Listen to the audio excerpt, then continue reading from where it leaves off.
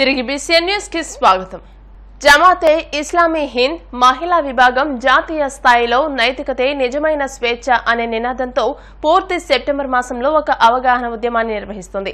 అందులో భాగంగా జమాతే ఇస్లామీ హింద్ భీమవరం శాఖ ఆధ్వర్యంలో స్థానిక ఆఫీసులో ఉద్యమాన్ని ప్రారంభించారు. ఈ సందర్భంగా ఏర్పాటు చేసిన ప్రారంభోత్సవ కార్యక్రమంలో ఉద్యమ రాష్ట్ర కమిటీ మెంబర్ ఫర్జానా మాట్లాడుతూ నేడు సమాజంలో మితిమీరిన స్వేచ్ఛ పేరుతో చోటు చేసుకుంటున్న అనర్థాల వల్ల మహిళలపై చెడు ప్రభావం చూపుతోందని, నిజమైన స్వేచ్ఛ అనేది కేవలం నైతికతతోనే సాధ్యమనే యథార్థాన్ని ప్రజల్లోకి తీసుకువెళ్లాలనే సదుద్దేశంతో ఈ జాతీయ స్థాయి ఉద్యమాన్ని నిర్వహిస్తున్నట్టు ఆమె తెలియజేశారు. అనంతరం ఉద్యమ పోస్టర్ను విడుదల చేశారు. ఈ కార్యక్రమంలో రిజ్వానా, మారియా, ఫౌజియా, సైదా, అఖ్తరి, షంషాద్, తన్వీర్, సోయబా, తబస్సుమ్ తదితరులు పాల్గొన్నారు. జమాతే ఇస్లామీ హింద్ మహిళా విభాగం జాతీయ స్థాయిలో మొరాలిటీ ఇస్ ఫ్రీడమ్ నైతికతే నిజమైన స్వేచ్ఛ అనే నినాదంతో సెప్టెంబర్ 1 నుండి 30 వరకు 30 రోజుల అవేర్నెస్ క్యాంపెయిన్ ను నిర్వహించనున్నాము. ఈ క్యాంపెయిన్ యొక్క ముఖ్య ఉద్దేశం నేడు సమాజంలో స్వేచ్ఛ పేరుతో జరిగే అనార్థాలు, అటు మహిళలపై, అమ్మాయిలపై, ఇటు కుటుంబంపై, సమాజంపై జరిగే పడే ప్రభావం, అలాగే వాటి వల్ల జరిగే నష్టాలు ఏంటో ప్రతి ఒక్కరిలో అవగాహన తీసుకురావడం, నిజమైన స్వేచ్ఛ అది కేవలం నైతికతతోనే సాధ్యమనే యథార్థాన్ని ప్రతి ఒక్కరిలో తెలియజేయడం ఈ క్యాంపెయిన్ యొక్క ముఖ్య ఉద్దేశం. మరి ఈ రోజు క్రైమ్ రేట్ చూసుకున్నట్లయితే NCRB రిపోర్ట్ ప్రకారం 2020 రిపోర్ట్ ప్రకారం మన భారతదేశంలో ఎవ్రీడే 90 రేప్ కేసెస్ అనేవి రిజిస్టర్ అవుతున్నాయి. 16 minutes కి ఒక రేప్ కేసు రిజిస్టర్ అవడం మనం చూస్తున్నాము. అలాగే జెండర్ డిస్క్రిమినేషన్, ఇంకా teenage pregnancy, women harassment cases day by day increase అవడం మనం చూస్తున్నాము. అలాగే రేపటి దేశ భవిష్యత్తు అయిన యువత మై లైఫ్ మై రూల్స్ అనే స్లోగన్స్ తో ఈరోజు ఆల్కహాల్ కి, అశ్లీలానికి, ఇంకా డ్రగ్స్ కి బానిసలుగా మారిపోయారు. మన ఆంధ్రప్రదేశ్ లోని అశ్లీల కంటెంట్ ను అప్లోడ్ చేయడంలో 10,000కు పైగా కేసెస్ నమోదవడం మనం చూస్తున్నాము.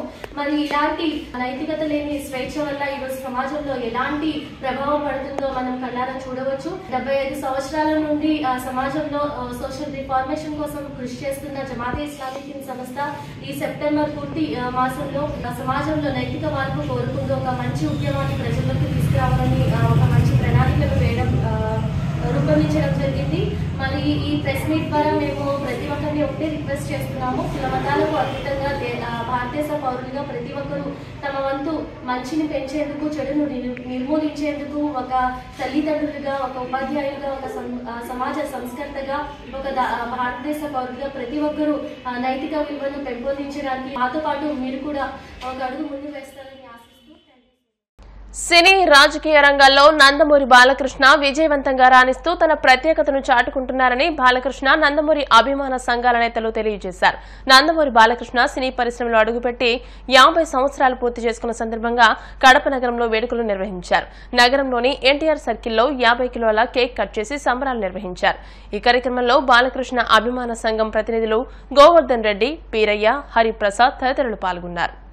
నందమూరి బాలకృష్ణ సినీ ప్రపంచంలో 50 సంవత్సరాలు పూర్తి చేసుకున్న శుభ సందర్భంలో కడప నగరంలో, కడప జిల్లాలో, కడప నగరంలో 50 సంవత్సరాల సినీ రంగ ప్రవేశ సంబరాలు బాలయ్య బాబు అభిమాన సంఘము, నందమూరి అభిమాన సంఘాల ఆధ్వర్యంలో మరి కడప పట్టణంలో ఎన్టీఆర్ సర్కిల్ నందు ఘనంగా బాలయ్య బాబుకు నీరాజనం పలుకుతా ఉన్నాం.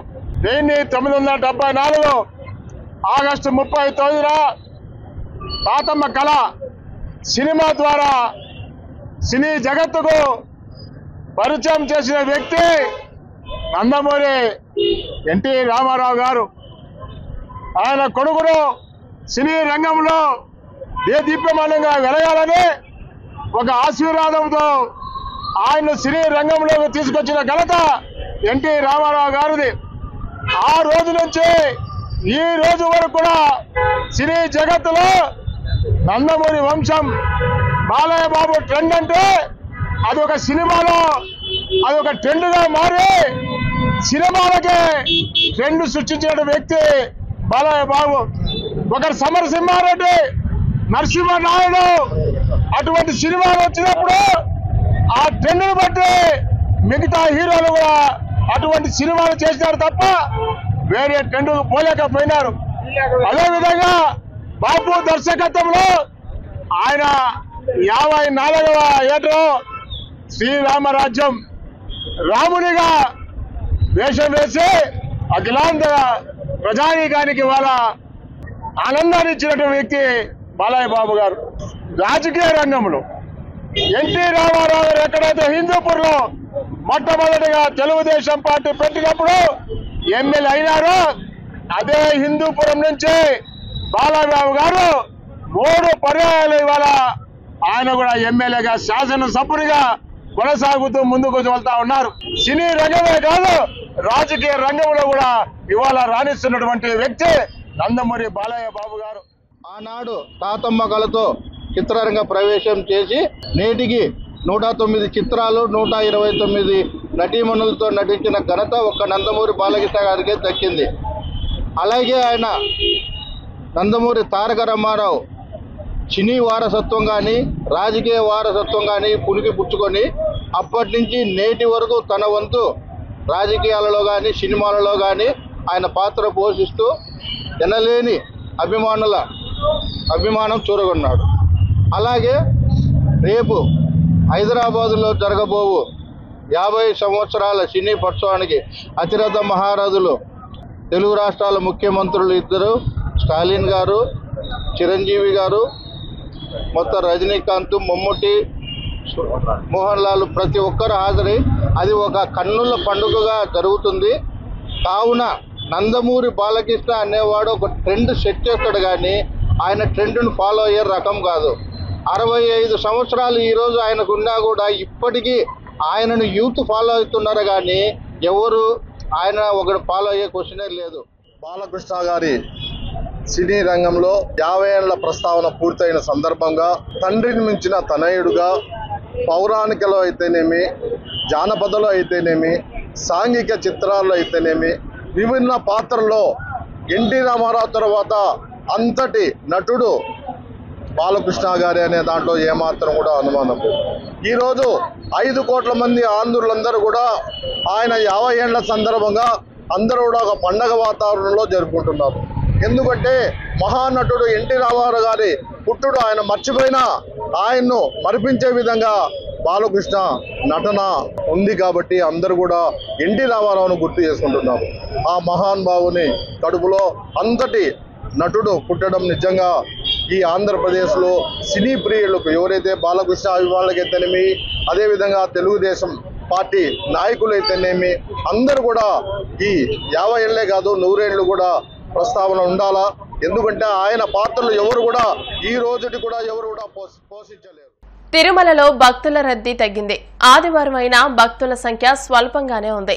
బంగాళాఖాతంలో వాయుగుండం కారణంగా భారీ వర్షాలతో ప్రజలు తిరుమలకు చేరుకోలేకపోతున్నారు. నిన్న శ్రీవారిని 81,207 మంది భక్తులు దర్శించుకోగా 31,414 మంది భక్తులు తలనీలాలు సమర్పించారు. నిన్న శ్రీవారి ఉండి ఆదాయం 4.53 కోట్లు వచ్చినట్టు టీటీడీ అధికారులు తెలియజేశారు. వార్తలు ముగించే ముందు ముఖ్యాంశాలు మరోసారి. కళింగపట్నం వద్ద తీరం దాటిన వాయుగుండం. దీని ప్రభావంతో రాష్ట్రంలో పలుచోట్ల భారీ వర్షాలు కురుస్తాయని వాతావరణ శాఖ హెచ్చరిక.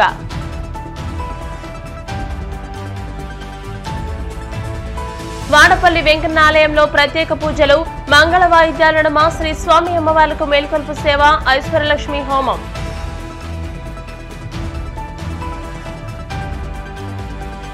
సంచార జాతుల అభివృద్ధికి కేంద్ర రాష్ట్ర ప్రభుత్వాలు కృషి చేయాలి. ఎంబీసీ కార్పొరేషన్ మాజీ చైర్మన్ పెండ్ర వీరన్న విజ్ఞప్తి.